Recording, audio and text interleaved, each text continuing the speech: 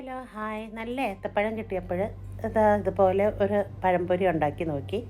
യൂട്യൂബിലൊക്കെ വൈറലായിട്ടുണ്ടല്ലോ ഇപ്പോൾ ഈ പഴംപൊരി. അപ്പോൾ അതുപോലെ ഞാനും ഒന്ന് ചെയ്ത് നോക്കി. അടിപൊളി ടേസ്റ്റായിരുന്നു കേട്ടോ. അപ്പോൾ അതിനായിട്ട് ഞാൻ ആദ്യം തന്നെ ഇതുപോലെ ഒരു മിക്സിയാണ് കേട്ടോ എടുത്ത് വെച്ചിരിക്കുന്നത്. അതിലേക്ക് ഒരു 1.5 കപ്പ് മൈദ ഇട്ട് കൊടുത്തിട്ടുണ്ട്. പിന്നെ വേണ്ടത് പഞ്ചസാരയാണ്. അത് ഞാനൊരു 1/4 കപ്പ് എടുത്തിട്ടുണ്ട്. അപ്പോൾ എൻ്റെ പഴം നല്ല പഴുത്ത പഴമായതുകൊണ്ട് നല്ല മധുരം ഉണ്ടായിരുന്നു.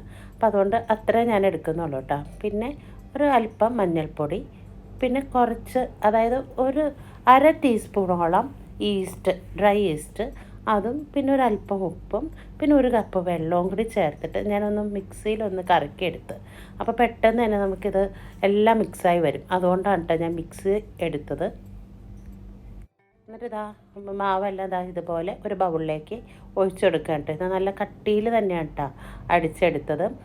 ഒരുപാട് വെള്ളമൊന്നും കൂടിപ്പോരും. നമ്മൾ സാധാരണ പഴംപൊരിയൊക്കെ ഉണ്ടാക്കുന്ന രീതിയിൽ തന്നെ ഒന്ന് നന്നായിട്ടൊന്ന് മിക്സാക്കി കൊടുത്ത് നല്ല പോലെ ഇളക്കി യോജിപ്പിച്ച് കൊടുത്ത് എന്നിട്ട് ഇതുപോലെ അടച്ച് വെച്ച് 1 മണിക്കൂർ നേരം റെസ്റ്റ് ചെയ്യാൻ വെച്ച്.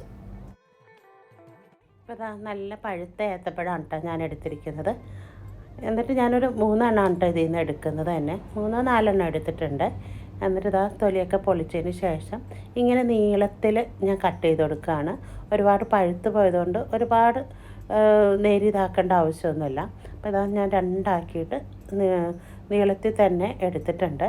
ഇത് ഹാഫ് ആക്കണമെങ്കിൽ ആക്കാം കേട്ടോ. ഞാനിപ്പോൾ നീളത്തിൽ തന്നെ എടുത്തിട്ടുണ്ട് കേട്ടോ. അപ്പോൾ 1 മണിക്കൂർ കഴിഞ്ഞിട്ട് നമ്മുടെ മാവ് എടുത്ത് നോക്കിയപ്പോൾ നല്ല അടിപൊളിയായിട്ട് പൊങ്ങി സെറ്റായിട്ട് വന്നിട്ടുണ്ട് കേട്ടോ. ഇതുപോലെ ഒരു കടായി വെച്ചെടുത്തിട്ടുണ്ട്. അതിലേക്ക് ഞാൻ സൺഫ്ലവർ ഓയിലാണ് കേട്ടോ ഒഴിച്ചെടുത്തിരിക്കുന്നത്. എന്നിട്ട് ചൂടായി കഴിഞ്ഞ് കഴിയുമ്പോൾ ഒരല്പം മാവ് ഇതിലേക്ക് ഇട്ട് കൊടുത്തിട്ടുണ്ട്. അപ്പോൾ മാവ് സെറ്റായോ എന്നറിയാനാണ് കേട്ടോ. നന്നായിട്ട് പൊങ്ങി വീർത്ത് വരുവാണെങ്കിൽ നമ്മുടെ മാവ് സെറ്റായിട്ടുണ്ട്. മാവ് പൊങ്ങി വന്നിട്ടില്ലെങ്കിൽ ഒരല്പം നേരം കൂടി നമുക്കിത് റെസ്റ്റ് ചെയ്യാൻ വെക്കണം. പക്ഷേ എൻ്റെ മാവ് നല്ല പൊങ്ങിയൊക്കെ വന്നിട്ടുണ്ട്. അടിപൊളിയായിട്ട് വന്നിട്ടുണ്ട്. ഇനിയിപ്പോൾ നമ്മൾ കീറി വെച്ചിരിക്കുന്ന പഴം ഓരോന്നായിട്ട് മാവിൽ മുക്കിയിട്ട് നമുക്കിതൊന്ന് ഫ്രൈ ആക്കിയെടുക്കാം. അപ്പോൾ പഴം ഇട്ട് കൊടുക്കുന്ന സമയത്ത് നമ്മുടെ ഗ്യാസ് ഒന്ന് മീഡിയം ഫ്ലെയിമിൽ ഇട്ട് കൊടുക്കണം. അല്ലെങ്കിൽ പെട്ടെന്ന് മൊരിഞ്ഞ് ഉള്ളൊന്നും വേകാതെ വരും. അപ്പോൾ അതുകൊണ്ട് മീഡിയം ഫ്ലെയിമിലാണ് കേട്ടോ ഇട്ട് കൊടുക്കേണ്ടത്. അപ്പോൾ ആദ്യം തന്നെ ഞാൻ ഒരെണ്ണം ഉണ്ടാക്കി നോക്കി. അപ്പോൾ അടിപൊളിയായിട്ട് തന്നെ അത് കിട്ടിയായിരുന്നു. അപ്പോൾ ഞാൻ പിന്നെ 3 എണ്ണം ഒരുമിച്ചിട്ട് കൊടുത്ത്. അപ്പോൾ ഒരു വശം മൊരിഞ്ഞതിന് ശേഷം അടുത്ത വശം ഒന്ന് തിരിച്ചിട്ട് കൊടുത്ത് നല്ല സൂപ്പർ ടേസ്റ്റായിരുന്നു കേട്ടോ. ഒട്ടും തന്നെ എണ്ണയൊന്നും കുടിച്ചിട്ടുണ്ടായിരുന്നില്ല. നല്ല സോഫ്റ്റ് പഴംപൊരി തന്നെ നമുക്ക് കിട്ടിയിട്ടുണ്ട്.